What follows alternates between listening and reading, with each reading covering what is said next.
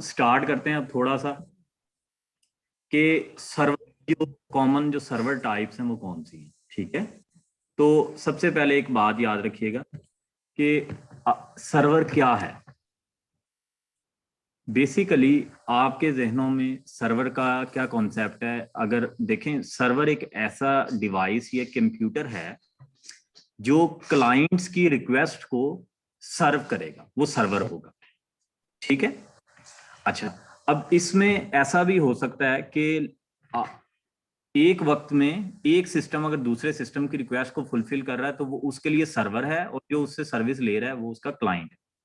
और दूसरे वक्त में जो दूसरा सिस्टम है वो अगर सर्विस दे रहा है और ये ले रहा है तो वो सर्वर, ये उसका क्या है जी, क्लाइंट है। ठीक है, और सर्वर के लिए आप नॉर्मली तो डेडिकेटेड हार्डवेयर होता है, उसकी एक रीजन है। लेकिन आपका या मेरा ये एक सिंपल कंप्यूटर जो है वो भी सर्वर हो सकता है। हम इसके ऊपर सर्वर ऑपरेटिंग सिस्टम इंस्टॉल कर सकते हैं, लेकिन यूजुअली सर्वर के लिए स्पेशल ऑपरेटिंग सिस्टम इसीलिए आते हैं क्योंकि सर्वर्स का पर्पस कुछ और होता है। उनका पर्पस एंड यूजर जो है वो उसके लिए फ्रेंडली इंटरफेस देना नहीं है, बल्कि बहुत ह्यूज नंबर ऑफ रिक्वेस्ट को सर्व करना होता है। तो इसका मतलब है जब ह्यूज नंबर ऑफ रिक्वेस्ट आनी है तो इसका मतलब है जो हार्डवेयर है वो भी बड़ा क्या होना चाहिए, स्ट्रांग होना चाहिए, पावरफुल होना चाहिए। ऐसा ही है, मतलब उसके अंदर जो है प्रोसेसर जो है वो काफी हाई गीगाहर्ट्ज के होने चाहिए, ड्यूल कोर होने चाहिए, ओक्टा कोर होने चाहिए, 2 प्रोसेसर होने चाहिए। ठीक है, एक एग्जांपल दे रहा हूँ, इससे ज्यादा होने चाहिए। रैम जो है जैसे आपके नॉर्मल कंप्यूटर में 4 GB 8 GB, तो शायद वहां पे हम कहेंगे कि जी 32 GB होनी चाहिए, या 64, या 256 GB रैम होनी चाहिए, या इससे भी ज्यादा हम लगा सकते हैं। रैम की स्लॉट्स ज्यादा होंगी। इसी तरह अगर हम बात करें तो हार्ड डिस्क जो है वो प्लग एंड प्ले हो, मतलब रनिंग सर्वर में से भी आप उसको निकाल सकें, या अगर प्लग एंड प्ले नहीं भी है, plug and play red facility के साथ भी आती हैं, हॉट प्लग एंड प्ले, लेकिन जो है उनकी कैपेसिटी बहुत ज्यादा हो कि जो जैसे फॉर एग्जांपल 8 स्लॉट्स होंगे, हम 8 हार्ड डिस्क लगा सकें, या 16 स्लॉट्स हों, या 32 स्लॉट्स हों, या हम उसके अंदर 50 TB 100 TB जो है वो डिस्क लगा सकें।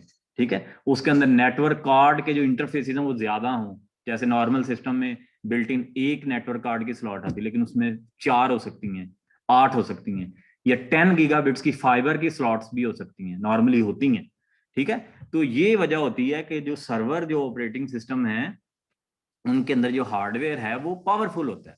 उनके अंदर जो आपकी कैशे होती है, नॉर्मल आपके सिस्टम में जो कैशे है वो फ्यू, मतलब 1 MB या 2 MB की हो सकती है, लेकिन जो सर्वर का कैशे होगा, आपको पता है ना कि सबसे पहले आपकी सेकेंडरी में आपकी मेमोरी में जो है वो रजिस्टर्स आते हैं जो प्रोसेसर्स के साथ होते हैं, फिर उसके बाद आपकी कैशे आती है।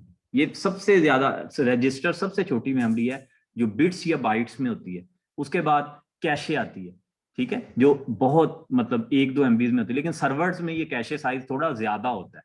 ठीक है, जो आपको मतलब 12 MB या इससे ज्यादा भी अवेलेबल होता है, ये एक्सपेंसिव मेमोरीज है।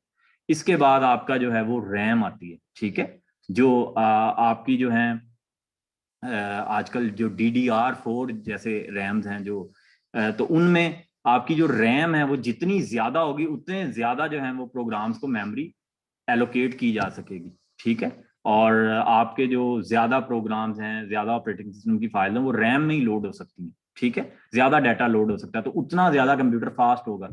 ठीक है, जितना उसका कैशे साइज ज्यादा है। ठीक है, क्योंकि प्रोसेसर को रजिस्टर और कैशे से उठाने में कम टाइम लगेगा, रैम में उठाने से उससे थोड़ा ज्यादा लगेगा, लेकिन अगर वो उसको आपकी डिस्क से उठाएगा तो वो फिर उससे ज्यादा लगेगा। ठीक है, तो ये चीजें हैं जी। अब अगर हम बात करें तो सर्वर्स में बेसिकली हमने ये 4 फीचर्स जो हैं वो इंश्योर करने होते हैं। एक तो अवेलेबिलिटी, इस सर्वर जो है वो हर पर्सपेक्टिव से अवेलेबल रहे, किसी वक्त उसमें डाउन टाइम नहीं आना चाहिए।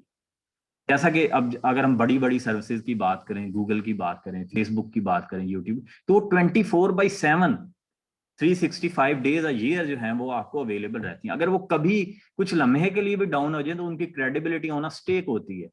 ऐसा ही है, तो इसका मतलब है कि अब देखें, अगर आप बात करें कि एक सर्वर के अंदर एक पावर केबल की ही हम बात कर लें, तो पावर केबल अगर डैमेज होगी तो सर्वर डाउन हो जाएगा। इसलिए वहां रिडंडेंट पावर सप्लाई अंदर 2 लगी होंगी, 4 लगी होंगी, ठीक है, और पावर केबल्स भी 2-4 लगी होंगी, ठीक है, और वो हॉट स्टैंड बाई होंगी। अगर एक पावर सप्लाई या पावर केबल खराब हो जाए तो दूसरी से सप्लाई जाती है, सर्वर डाउन ना हो, ठीक है।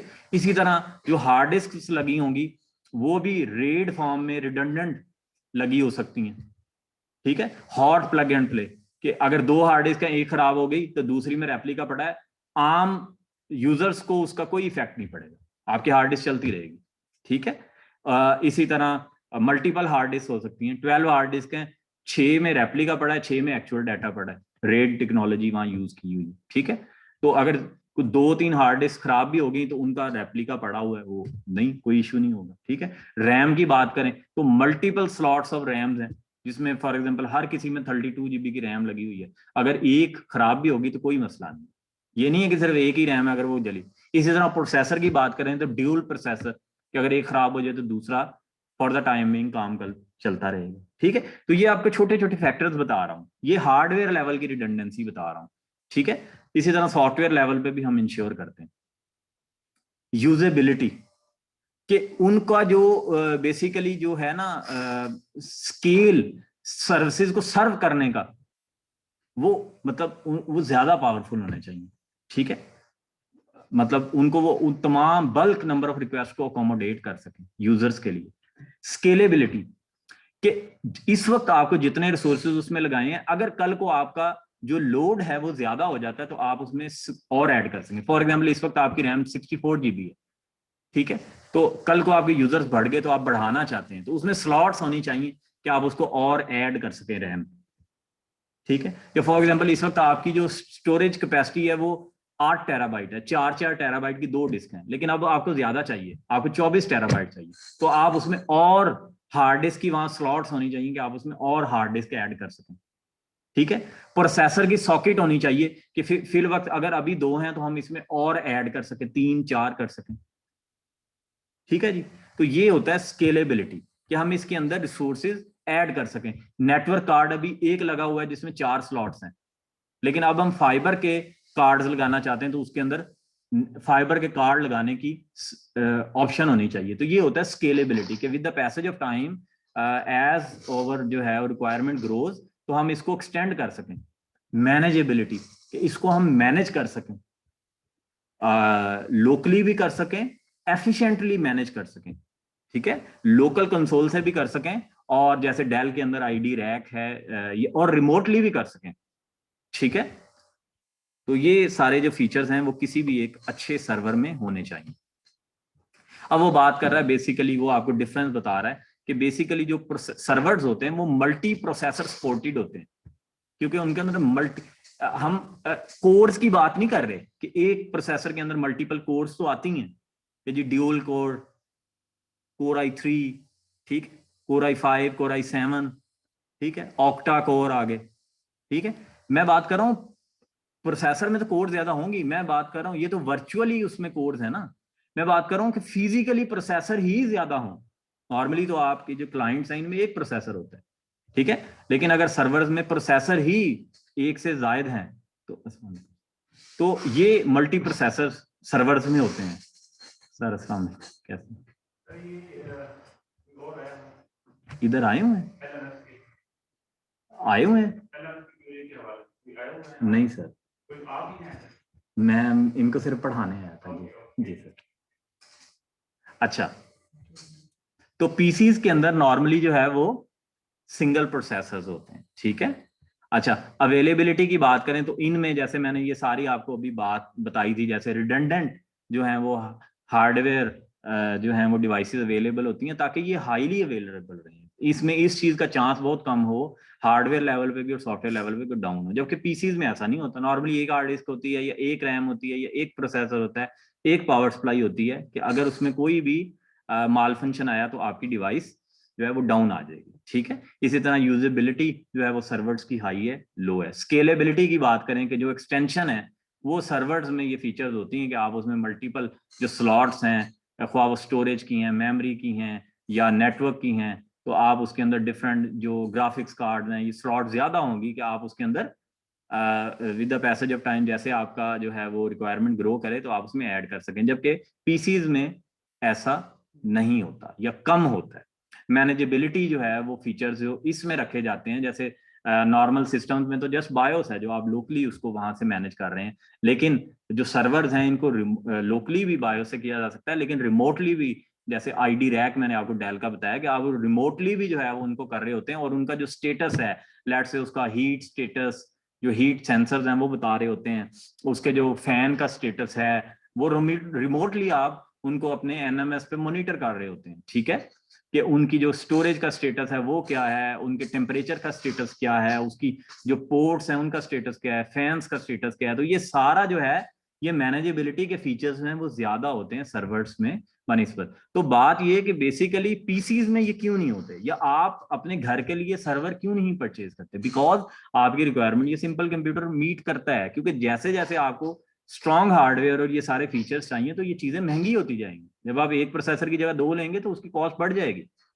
जब आप कैशे की साइज बड़ी डिमांड करेंगे तो वहां कॉस्ट बढ़ जाएगी, रैम ज्यादा लेंगे कॉस्ट बढ़ जाएगी, जब आप हार्ड डिस्क की जगह एसएसडीज लेंगे तो कॉस्ट बढ़ जाएगी, जब आप रेड टेक्नोलॉजी मांगेंगे कॉस्ट बढ़ जाएगी, क्योंकि उसमें रेड कंट्रोलर होगा, वहां मल्टीपल स्लॉट्स होंगी।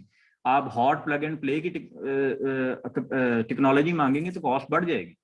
लेकिन जहां पे जो बिजनेस क्रिटिकल एप्लीकेशन जहां चलनी होती है तो वहां पे फिर ये कॉस्ट अफोर्डेबल होती है, और वहां पे ऐसा ही होता है। ठीक है, अच्छा अब हम बात करते हैं, देखिए सर्वर्स का जो हार्डवेयर है वो भी अब उसकी कैपेसिटी और उसके यूजेज के हिसाब से उसकी क्लासिफिकेशन की जाती है। ठीक है, बेसिकली आपकी एक सिंपल लैब है, ठीक है, तो उसमें आपको एक एंट्री लेवल जो है, आपने एक वर्क ग्रुप को डोमेन पे कन्वर्ट करना है, आपने थोड़े से कंप्यूटर है उनको सर्वर करना है, तो एंट्री लेवल जो सर्वर है वो आपके लिए सफिशिएंट है।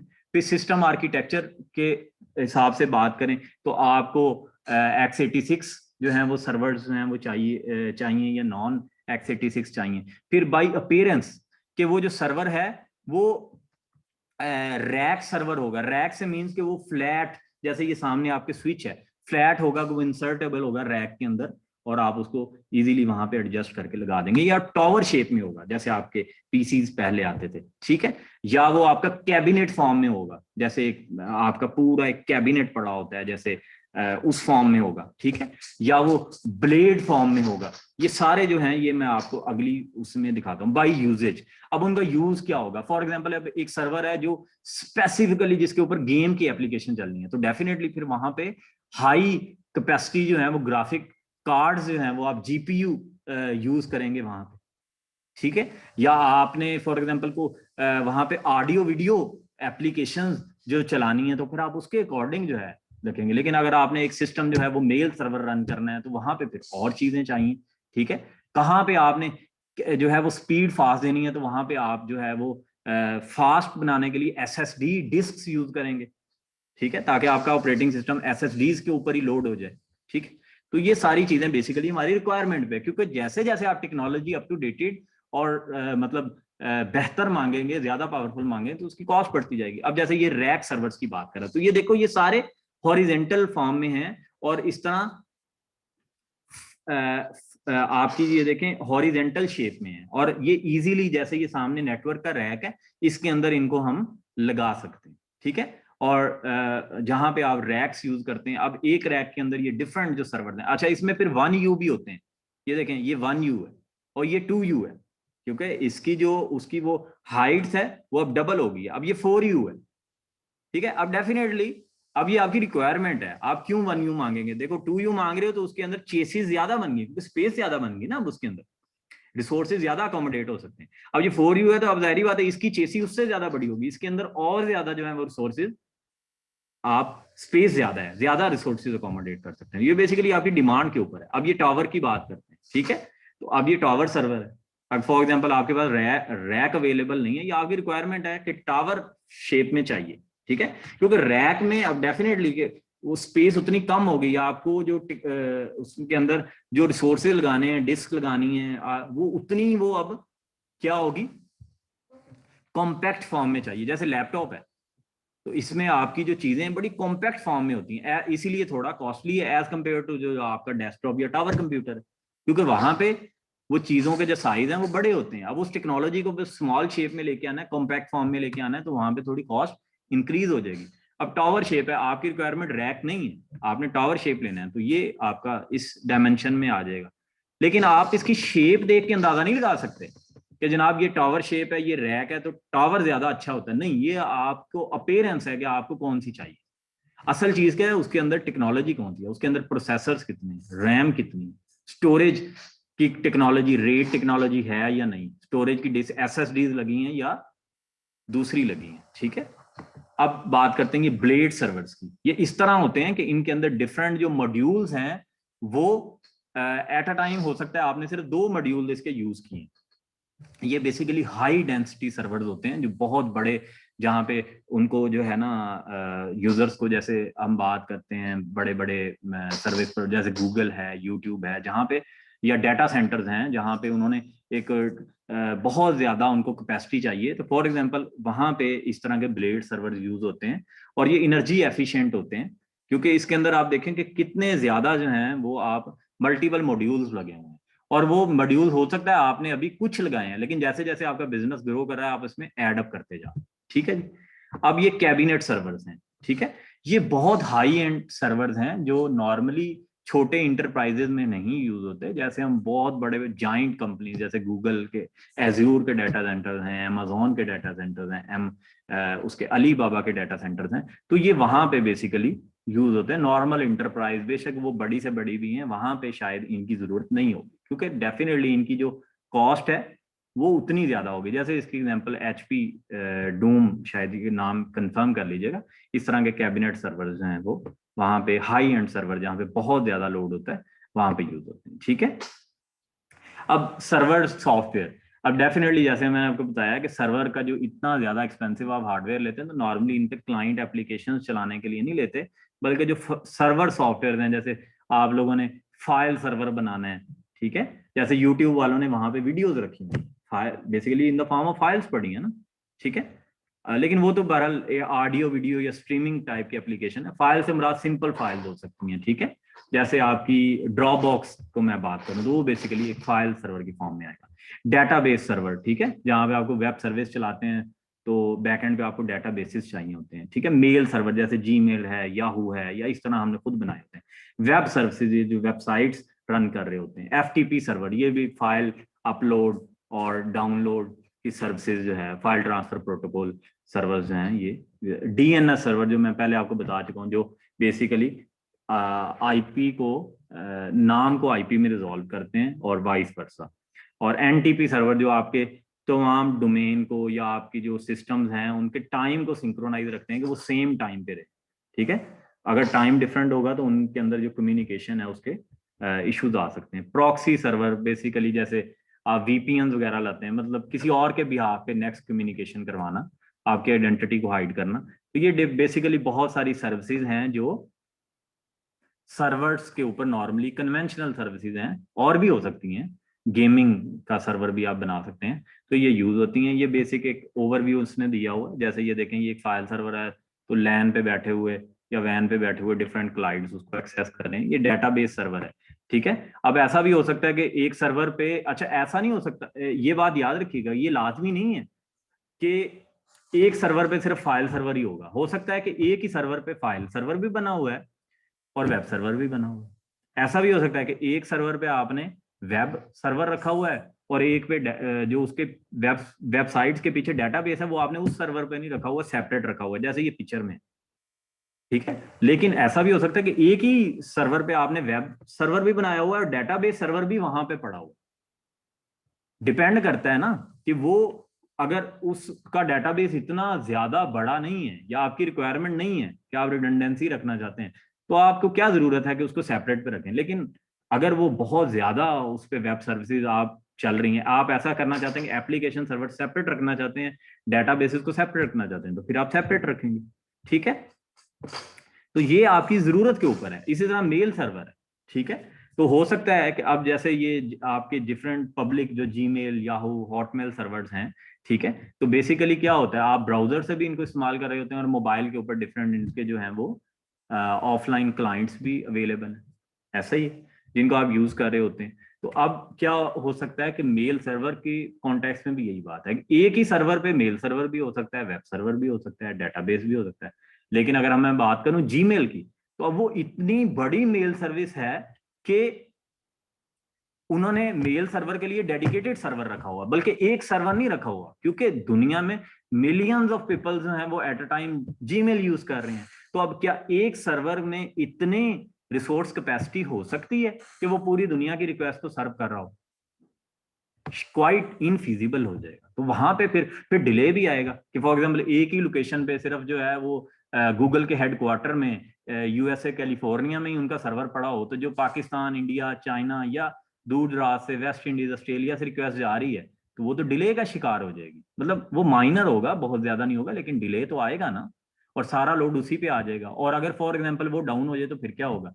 तो फिर क्या होता है कि इन लोगों ने रिडंडेंसी के लिए डिफरेंट जोन बनाए होते हैं, और हर जोन में जो है वो एक क्लस्टर फॉर्म में, हर जोन में अपना उन्होंने सर्वर प्लेस किए होते हैं कि जो इंडिया फॉर एग्जांपल पाकिस्तान की है वो रिक्वेस्ट वो यहीं से सर्व हो जाए, रेदर देन कि वो वहां पे जाए। और वो सारे सिस्टम्स आपस में सिंक्रोनाइज्ड होते हैं, ठीक है, डाटा रिडंडेंटली तमाम सिस्टम पे रेप्लीकेट हो रहा होता है, ठीक है। अब वो गूगल के हो सकता है कि बहुत ज्यादा फॉर एग्जांपल 500 सर्वर्स हैं वो पूरी दुनिया में पड़े हों या इससे भी ज्यादा पड़े हों डिफरेंट डाटा सेंटर्स में, जो आपकी रिक्वेस्ट सर्व करें। और हकीकत में ऐसा ही होता है, अगर आप जाके चेक करेंगे, देखें गूगल जो है, आपको पता है गूगल और यूट्यूब दोनों गूगल इनकॉर्पोरेशन के, ऐसा ही है, जीमेल भी इन्हीं का है, ठीक है।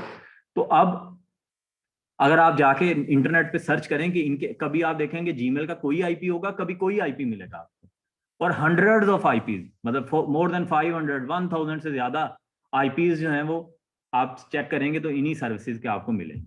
वो तमाम उन सर्वर्स के हैं जो इन्होंने दुनिया में डिफरेंट जगह पे प्लेस है। अब यही बात आप जो है वो व्हाट्सएप और फेसबुक के बारे में भी कर सकते हैं, क्योंकि फेसबुक ने अब एक्वायर कर लिया ना व्हाट्सएप को। तो अब ऐसा तो नहीं है कि दुनिया में हर बंदा फेसबुक यूज कर रहा है और एक ही सर्वर पे सारा लोग जा रहा है, नहीं, ठीक है।